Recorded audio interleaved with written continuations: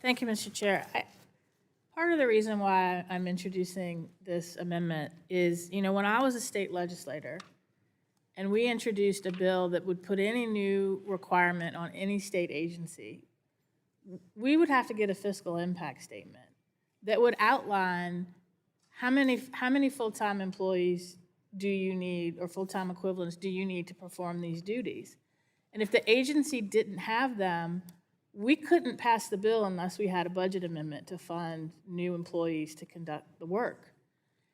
And I think as we debated for 26 hours 2 weeks ago, whether or not we were operating efficiently as a government, whether or not we were going to get a hold of the national debt, because states can't print money, and that's why we have to make sure that we fund any new employees necessary to do these new duties.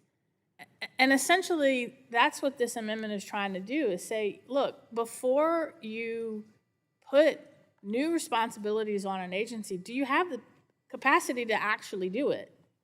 And if not, let's be transparent about it, as the gentlewoman from New York says, and figure out, do we need to hire these people back or hire new people? But how can the Office of Manufacturing and Energy Supply Chains conduct a study when 2/3 of his staff is gone? And yes, the chairman pointed out, well, they're contractors and all of these partners, but a lot of contracts are being cut.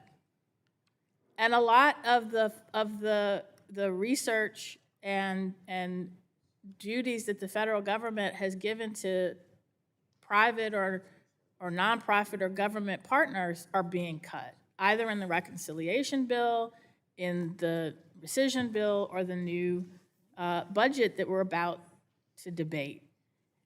And I think one of my biggest frustrations making the transition from state government to federal government is it's just common sense that before you pass a bill, and I get it, you want to pass something to show the American people we're trying to get ahead of meeting our energy needs. We all agree we need to do that. We all agree that we need to make sure there's enough energy on the grid. We all agree that we need to make sure that the supply chain can meet the demands of building and generating new energy. And a lot of this is because of the growth of AI, but AI has not reached the point where it can conduct this study. Maybe one day it is, but until it is, we need people. We need people to do the work that we keep imposing on these agencies.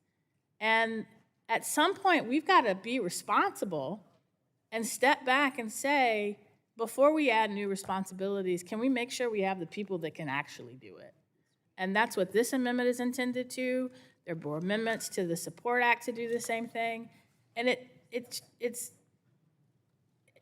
kind of delusional to just ignore what is happening in the executive branch and what is happening with the appropriators, and say we're just going to move forward and put all these new responsibilities on an agency that doesn't have the capacity to do it anyway.